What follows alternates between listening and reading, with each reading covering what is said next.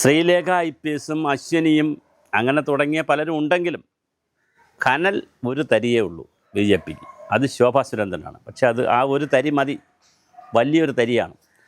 പക്ഷെ ഇപ്പോൾ പാലക്കാട് ഇന്ന് രാവിലെ അവർ ചുവരെഴുതാൻ പോയപ്പോൾ അതിൻ്റെ ഭാഗമായി ചുവരെഴുത്ത് സ്ഥലത്ത് പാലക്കാട് ടൗൺ ജില്ലയുടെ പ്രസിഡൻ്റായിട്ടുള്ള പ്രശാന്ത് ശിവൻ വന്നിട്ടില്ല. അത് കഴിഞ്ഞ് പ്രശാന്ത് ശിവൻ്റെ വീട്ടിൻ്റെ അടുത്തുള്ളൊരു ക്ഷേത്രത്തിൽ ശോഭാ സുരേന്ദ്രൻ പോയി. അവിടെയും സ്വന്തം വീട്ടിൻ്റെ അടുത്തുള്ള ക്ഷേത്രത്തിലായിട്ട് പോലും അവിടെ വരെ ശോഭാ സുരേന്ദ്രൻ എത്തിയിട്ടും പ്രശാന്ത് ശിവൻ പോയില്ല. പ്രശാന്ത് ശിവൻ സ്ഥാനാർത്ഥിയാകുമെന്നുള്ള വലിയ മോഹത്തിലാണ് നിന്നത്. ഞങ്ങളിത് വളരെ നേരത്തെ പറഞ്ഞതാണ് സുഭാഷിതം ചാനൽ. പാലക്കാട് വലിയ തർക്കം നടക്കുന്നുണ്ട്. അത് ശിവരാജൻ എന്ന് പറയുന്ന വളരെ സീനിയറായിട്ടുള്ള സംഘപരിവാറിലും RSSലും ഒക്കെ പ്രവർത്തിക്കുന്ന ശിവരാജൻ വരെ ഉള്ളവർക്ക് ഈ അധികാരമോഹം പോയിട്ടില്ല. പിന്നെ അദ്ദേഹം വളരെ സീനിയർ ആയതുകൊണ്ട് ഇതിനകത്ത് പരാതിയും പരിഭവമൊന്നും പറയാതെ നിൽക്കുന്നു. എന്നാലും കിട്ടുന്ന സമയത്ത് ഒളിയം പായിക്കും.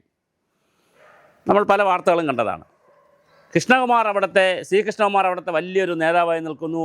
പക്ഷേ അദ്ദേഹം ഒരു ഗ്രൂപ്പിൻ്റെ വക്താവാണ്. അവിടെ ഉണ്ടായ സംഘർഷങ്ങളുടെ ഫലമായിട്ടാണ് സന്ദീപ് വാര്യർ അവിടെ നിന്ന് പോയത്. ശരിക്കും സന്ദീപ് വാര്യർ BJPയിൽ നിന്ന് പോകേണ്ട ആളല്ല. സന്ദീപ് വാര്യർ BJPയിൽ നിന്ന് പോയത് ഈ തർക്കത്തിൻ്റെ പേരിലാണ്. പ്രശാന്ത് ശിവൻ വളരെ ഡൈനാമിക്കായി ഊർജ്ജസ്വലനായി വന്നു. പക്ഷേ ചെറുപ്പക്കാരനാണ്, വളരെ ചെറുപ്പമാണ്. അദ്ദേഹത്തിന് ഇനിയും ഒരുപാട് അവസരങ്ങളുണ്ട് മത്സരിക്കാനും. പാർലമെൻറ്റിൽ വേണമെങ്കിൽ മത്സരിക്കാം, അസംബ്ലിയിൽ മത്സരിക്കാം. വളരെ ചെറിയ പ്രായത്തിലെ പാർട്ടിയുടെ ജില്ലാ പ്രസിഡൻ്റായില്ലേ. അപ്പോൾ ഇനിയിപ്പം അത് തന്നെ ഒരുപാട് പേരെ വെറുപ്പിച്ചുകൊണ്ടും ഒരുപാട് പേരുടെ ഗ്രൂപ്പ് കളിയൊക്കെ നടന്നതിൻ്റെ മുകളിലാണ് കൊണ്ടുവച്ചത് കൃഷ്ണകുമാറൊക്കെ. പക്ഷേ അവസാനം കൃഷ്ണകുമാർ ഫോൺ ചെയ്ത് വരുത്തി. പ്രശാന്ത് ശിവനും പാലക്കാടുകാരും ശോഭാ സുരേന്ദ്രനും എല്ലാവരും അറിഞ്ഞിരിക്കേണ്ട ഒരു വിഷയം, ശോഭാ സുരേന്ദ്രന് മത്സരിക്കാൻ കൂടുതൽ താല്പര്യം മറ്റ് ജില്ലകളിലായിരുന്നു. അവർ തൃശ്ശൂരിന് അവർക്ക് താല്പര്യമുണ്ടായിരുന്നു, കായംകുളത്തുണ്ടായിരുന്നു, ആലപ്പുഴയുണ്ടായിരുന്നു, തിരുവനന്തപുരം വട്ടിയൂർക്കാവിലുണ്ടായിരുന്നു. പല സ്ഥലത്തും അവരെ പേര് കേട്ടതാണ്.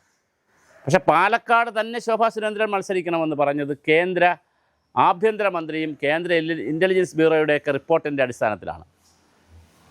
കെ സുരേന്ദ്രന് വട്ടിയൂർക്കാവിൽ മത്സരിക്കുന്ന ആഗ്രഹം ഉണ്ടായിരുന്നു. കേന്ദ്രം സമ്മതിച്ചില്ല.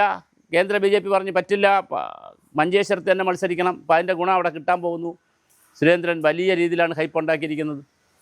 ശോഭാ സുരേന്ദ്രൻ പല സ്ഥലങ്ങളും ഇങ്ങനെ പറഞ്ഞെങ്കിലും പറ്റില്ല, പാലക്കാട് തന്നെ മത്സരിക്കണമെന്ന് പറഞ്ഞത് കേന്ദ്ര നേതൃത്വമാണ്. ശ്രീലേഖ IPS മത്സരിക്കുന്നില്ല എന്ന് പറഞ്ഞ് കൃഷ്ണകുമാർ ആയിരിക്കും വട്ടിയൂർക്കാവിൽ സ്ഥാനാർത്ഥി എന്ന് പറഞ്ഞ് നിന്നപ്പോഴാണ് പെട്ടെന്ന് ശ്രീലേഖ IPSൻ്റെ പേര് വരുന്നു. അവരിന്നലെ ചുവരെഴുത്ത് നടത്തി. അപ്പോൾ കേന്ദ്ര നേതൃത്വം ഇതിനകത്ത് വളരെ കൃത്യമായി കാര്യങ്ങൾ മോണിറ്റർ ചെയ്യുന്നുണ്ടെന്നുള്ള കാര്യം പ്രശാന്ത് ശിവനെ പോലെയുള്ള ആളുകൾ മനസ്സിലാക്കിയിരിക്കണം. താങ്കളൊക്കെ വളരെ ചെറുപ്പമാണ്, മറ്റൊരു സന്ദീപ് വാര്യർ ആവരുത്. എളുപ്പമാണ് ആവാൻ. കാര്യം പൊളിറ്റിക്സിൽ നിന്ന് 4 ദിവസം പിണങ്ങിയാൽ 40 ദിവസം കൊണ്ട് ഉണ്ടാക്കിയെടുത്ത ഇമേജ്, അല്ലെങ്കിൽ 40 വർഷം കൊണ്ട് ഉണ്ടാക്കിയെടുത്ത ഇമേജ് 4 മിനിറ്റ് കൊണ്ട് ഉണ്ടാക്കുന്ന പിണക്കത്തിൽ കളയാം. രാഷ്ട്രീയത്തിന് അങ്ങനെയാണ്. നിങ്ങളവിടെ നിന്നുള്ള AV ഗോവിന്ദനാഥ് കണ്ടില്ലേ? കോൺഗ്രസിലെ AV ഗോവിന്ദനാഥ് ഇപ്പോൾ ഗുരുവായൂർ ദേവസ്വം ബോർഡിൻ്റെ പ്രസിഡൻ്റായിരിക്കുന്നു, പിണറായി വിജയൻ്റെ കെയർ ഓഫിൽ. രാഷ്ട്രീയത്തിൽ അങ്ങനെയാണ്. അതുകൊണ്ട് രാഷ്ട്രീയത്തിൽ ഒന്നും രണ്ടല്ല, ഇമ്മണി വലിയ ഒന്നുമല്ല. ബഷീർ പറയും പോലെ രാഷ്ട്രീയത്തിൽ വ്യത്യസ്തമാണ്. ഒന്നും വളരെ വലിയ വ്യത്യാസമുണ്ട്. അവിടെ ഒരു ബന്ധവുമില്ല രാഷ്ട്രീയത്തിന്. അതുകൊണ്ട് തന്നെ ശോഭാ സുരേന്ദ്രൻ്റെ കാലുവാരി തള്ളിയിടാൻ പ്രശാന്ത് ശിവൻ നിമിത്തമാകുമോ? ഇനിയിപ്പോൾ ശോഭാ സുരേന്ദ്രനെ ജയിപ്പിക്കേണ്ട ബാധ്യത പ്രശാന്ത് ശിവനിൽ വന്നിരിക്കുകയാണ്. പ്രശാന്ത് ശിവൻ തോറ്റാൽ, അതായത് ശോഭാ സുരേന്ദ്രനോട് തോറ്റാൽ പ്രശാന്ത് ശിവൻ്റെ ഭാവി ഇല്ലാതാവും. ശോഭാ സുരേന്ദ്രന് വീണ്ടും ഭാവിയുണ്ട്. കാരണം അവർ ഒരു സംസ്ഥാനത്തിൻ്റെ ജനറൽ സെക്രട്ടറി എന്നുള്ള നിലയിൽ അവർക്ക് വീണ്ടും കേന്ദ്രത്തിൻ്റെയൊക്കെ സ്വാധീനവും ബന്ധമൊക്കെ ഉള്ളത് കൊണ്ട് അവർ ചിലപ്പോൾ ഗവർണറായിട്ടോ MP ആയിട്ടോ ഒക്കെ ചിലപ്പോൾ രാജ്യസഭയിലൊക്കെ പോയെന്നിരിക്കും. പക്ഷെ പ്രശാന്ത് ശിവന് അവിടെ ഈ മത്സരത്തിൽ കളിച്ചാൽ അദ്ദേഹത്തിൻ്റെ പൊളിറ്റിക്കൽ കരിയറാണ് ഇല്ലാതാവുന്നത്. അല്ലെങ്കിൽ ഏതെങ്കിലും ഗ്രൂപ്പിൻ്റെ ഭാഗമായിട്ട് നിന്ന് കളിച്ചതായിരിക്കണം. ശോഭാ സുരേന്ദ്രൻ ഒരു വശത്ത് നിൽക്കുന്നു, അവരെ തോൽപ്പിക്കാൻ വേണ്ടി മറ്റേതെങ്കിലും ഗ്രൂപ്പിൻ്റെ, ഇപ്പോൾ കൃഷ്ണകുമാർ ഗ്രൂപ്പിൻ്റെ കൂടെയാണ് നിന്ന് വന്നതെങ്കിൽ ഇപ്പോൾ കൃഷ്ണകുമാറിനെതിരെയുള്ളൊരു ഗ്രൂപ്പിൻ്റെ ഭാഗമായി കളിക്കുന്നതാണെങ്കിൽ ഓക്കെ, നിൽക്കാൻ പറ്റും. ഗ്രൂപ്പ് കളിക്കുകയാണെങ്കിൽ പിന്നെ നിൽക്കാൻ പറ്റും. അല്ലാതെ ഒരു സ്വതന്ത്ര കളിയാണെങ്കിൽ പ്രശാന്ത് ശിവൻ്റെ കാര്യത്തിൽ ഒരു പ്രശ്നം വരാം.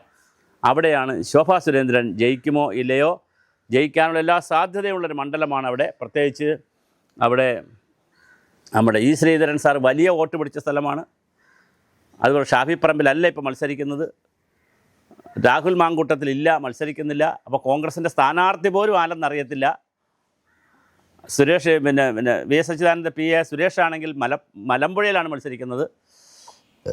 അപ്പോൾ പാലക്കാട് കോൺഗ്രസിൻ്റെ സ്ഥാനാർത്ഥി ആരെന്നറിയും മുമ്പേ, CPMൻ്റെ സ്ഥാനാർത്ഥി ആരെന്ന് മുമ്പേ, സരിൻ എന്തായാലും മത്സരിക്കുന്നില്ല, സരിന് സീറ്റ് കിട്ടത്തില്ല, അറിയും മുമ്പേ ഇനി PK ശശിയാണോ UDFൻ്റെ സ്ഥാനാർത്ഥി എന്നറിയില്ല. വളരെ മുന്നേ യാത്ര തുടങ്ങിയിട്ടുണ്ട് ശോഭാ സുരേന്ദ്രൻ. ശ്രീധരൻ സാറിൻ്റെ വീട്ടിൽ പോയി അനുഗ്രഹമൊക്കെ വാങ്ങി അമ്പലങ്ങളിൽ പോകുന്നു, പള്ളികളിൽ പോകുന്നു, സകല ആളുകളെയും കാണുന്നു, അവർ വലിയ ഹൈപ്പുണ്ടാക്കുന്നു.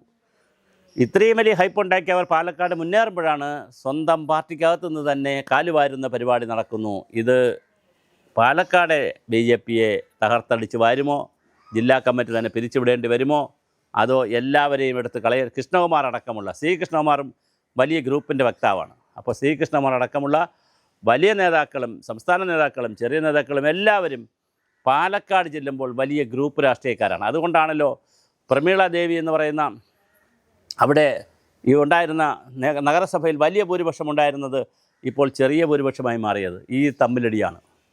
പാലക്കാട് അതെവരെവിടെ അധികാരത്തിൽ വന്നാലും എവിടെ പരിപാടി അവതരിപ്പിച്ചാലും ഈ ദുരന്തമാണ്. പന്തളം നഗരസഭയിൽ പരിപാടി അവതരിപ്പിച്ചു, ജയിച്ചു, അടിച്ചു പിരിഞ്ഞു. കല്ലിയൂർ പഞ്ചായത്ത് തിരുവനന്തപുരത്ത് അടിച്ചു പിരിഞ്ഞു.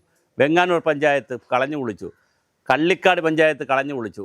ഏത് പഞ്ചായത്തിൽ ഇവർ അധികാരത്തിൽ വന്നാലും എവിടെ അധികാരത്തിൽ വന്നാലും എവിടെ പരിപാടി അവതരിപ്പിച്ചാലും ഇതൊരു ദുരന്തമായി മാറിക്കൊണ്ടിരിക്കുകയാണ്. പാലക്കാട് ഇപ്പോൾ അവതരിപ്പിച്ചുകൊണ്ടിരിക്കുന്ന പരിപാടി ദുരന്ത കഥയായി മാറുമോ? അങ്ങനെയാണെങ്കിൽ ശോഭാ സുരേന്ദ്രൻ തോറ്റുപോയാൽ അവരുടെ പൊളിറ്റിക്കൽ കരിയറിനും വലിയ ബുദ്ധിമുട്ടുണ്ടാകും. തോൽപ്പിച്ചു എന്നുള്ള കാരണത്തിൽ ഇനി നാട്ടുകാർ തോൽപ്പിച്ചാലും പ്രശാന്ത് ശിവനാണ് തോൽപ്പിച്ചു എന്നുള്ള പേര് പ്രശാന്ത് ശിവന് കിട്ടും. ഇതിൻ്റെ സ്മെല്ല് കിട്ടിയതുണ്ടായിരിക്കാം പ്രശാന്ത് ശിവൻ കൃഷ്ണകുമാർ വിളിച്ച ഉടനെ ഓടി ക്ഷേത്രത്തിൻ്റെ അവിടെ എത്തി ഈ പരിപാടിയിൽ പങ്കെടുത്തത്. എന്തായാലും പ്രശാന്ത് ശിവന് വലിയ സങ്കടമുണ്ട്. ഇനി ഒറ്റപ്പാലത്തെങ്ങാനും സീറ്റ് കൊടുക്കുമോ നമുക്കറിയത്തില്ല. ഒറ്റപ്പാലത്ത് കൊടുത്താലും എങ്ങനെ എനിക്കറിയില്ല. കാരണം പാലക്കാടാണ് പ്രശാന്ത് ശിവൻ്റെ തട്ടകം. അതുകൊണ്ട് തന്നെ ഒറ്റപ്പാലത്ത് കൊടുത്താൽ അത് സക്സസ് ആകുമോ എന്നറിയില്ല.